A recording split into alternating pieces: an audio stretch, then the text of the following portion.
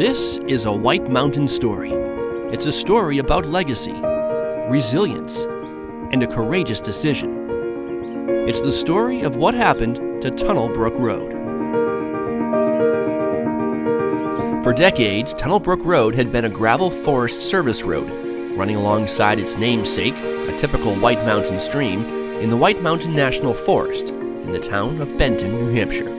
The U.S. Forest Service manages the White Mountain National Forest for multiple uses, and Tunnel Brook Road fit right in.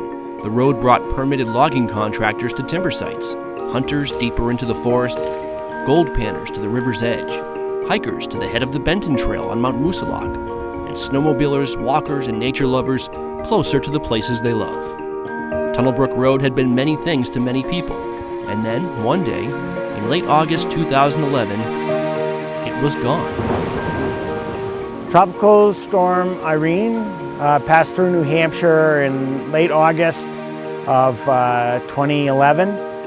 In this portion of the forest, it dropped around 4 to maybe 5 inches of rain, and all the rivers and streams came up very high. Oh my God, look at down there. The storm came in with great power, inflicting an estimated $10 million in damage on the White Mountain National Forest. What it left of Tunnel Brook Road was almost unrecognizable. This is much different than just a couple months ago. Where there used to be a road, we saw a river, or what was then a dry channel, and what now is looking more like a river. As a hydrologist with the White Mountain National Forest, Sheila Johnson was accustomed to change. But what she saw at Tunnel Brook Road was not to normal geologic scale. There were areas that were damaged that I definitely didn't expect, because we had some dynamic situations with where trees fell in, or where log jams occurred in the river and pushed it in one direction, or where small tributaries overflowed through undersized culverts and created a huge amount of damage for what's normally a tiny trickle flowing into Tunnel Brook. We had some landslides. It was a rather dramatic one up here on the side of Mount Moutain. Dumped a lot of trees and soil deeper into the watershed. As the stream came up, it obviously got a lot more energy. That caused more debris to fall into the river, and that debris, as it jammed, caused the Tunnel Brook to leave its banks and to expand out into the floodplain, to erode parts of the road. We had a large woody debris jam just downstream of where we're standing that actually blocked off a portion of the main channel of the river. You can see behind me there's also a large gravel bar. There was a huge amount of deposition above the debris jam that built that bar. So we have 2 channels on either side of the gravel bar. One of them, as you can see now, is flowing very close to the road and at a higher elevation of the road. So since this spring, it has actually broken through the road shoulder, and a large portion of Tunnel Brook is now flowing down Tunnel Brook Road. Pulling yourself up by the bootstraps. It's been an ethos in these parts since the pioneers first made inroads into the White Mountain wilderness. Local history is filled with stories of adversity overcome, hotels burned and rebuilt, entire mountain notches choked by landslide and cleared. There was a standard to live up to, a standard of resilience. Our first instinct with all of our infrastructure that gets damaged, whether it's by a hurricane or not, is to how do we put it back the way it was. People are used to that. Those roads are there for a purpose. And so our first instinct is to try to put it back the way it was. To restore this road, though, there would be obstacles. Of course, how much is it going to cost? The concern right away is, do we have the money? In the case of Tunnel Brook, because of the kind of road it was eligible for immediate repair funds from the Federal Highway Administration under their ERFO program, Emergency Relief for Federally Owned Roads. And we put in a request with the Federal Highway Administration to repair Tunnel Brook Road. Then there was the how. The river had changed, moved. Could it be put back?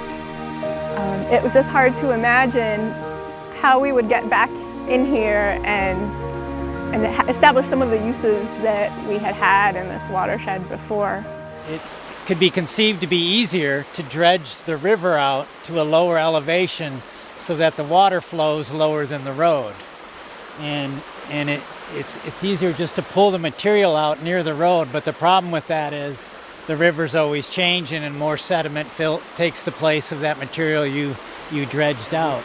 We would probably just end up destabilizing these slump banks even more, and you would get more trees and more boulders and cobbles and gravels filling in the river down below, causing the same problems we just experienced. Just as the river had changed course, so now was the question evolving from how long will it take to fix Tunnel Brook to can Tunnel Brook Road ever really be fixed? Irene was bringing new attention to a seemingly fatal flaw built right into the road in the early 1900s. We know that roads were put in along rivers because it was easier, cheaper, and a good example in this watershed, many of the tributaries flowing into Tunnel Brook are very steep until they get right down to the mouth of the river. And to put a bridge on those tributaries on the steep slope is very expensive because they're big, wide gorges on the steep mountains. So it made sense why they built the road down here, because the water spread out in the flatter ground and they could put in a smaller culvert. So it was much cheaper to build the road down here, much flatter to build a road, a better location for a road in the short term. What has changed since they built the road 100 years ago, maybe the first time, is the river elevation has grown with each flood by bringing in all the boulders and cobbles and sediments as these mountains erode. So now your riverbed is growing in elevation, but your roadbed is still at the same elevation it was originally built at. Sections of this road would have to be built very, very, very high if we were going to keep the road here, but then you would have to worry about erosion at the base of that road. And that would involve dredging the river and building the road up. And you have to ask yourself, for a forest road with recreational use and entries for logging maybe every 15 to 20 years, is it worth that kind of maintenance to come in and dredge and riprap and build your road up every time it floods out?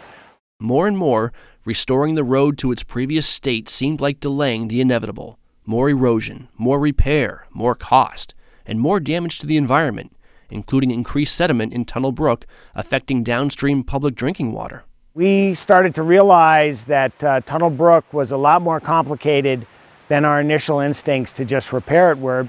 And we wondered, given climate change, the prediction for more extreme events, whether that actually made good sense to just put the road back where it was. You know, I think the Forest Service is more about managing for the long term, looking at the big picture.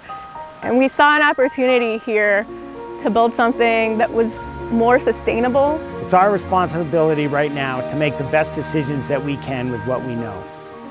And what we know about Tunnel Brook Road right now is something different than managers knew 10, 20, 30 years ago. We know more about climate change.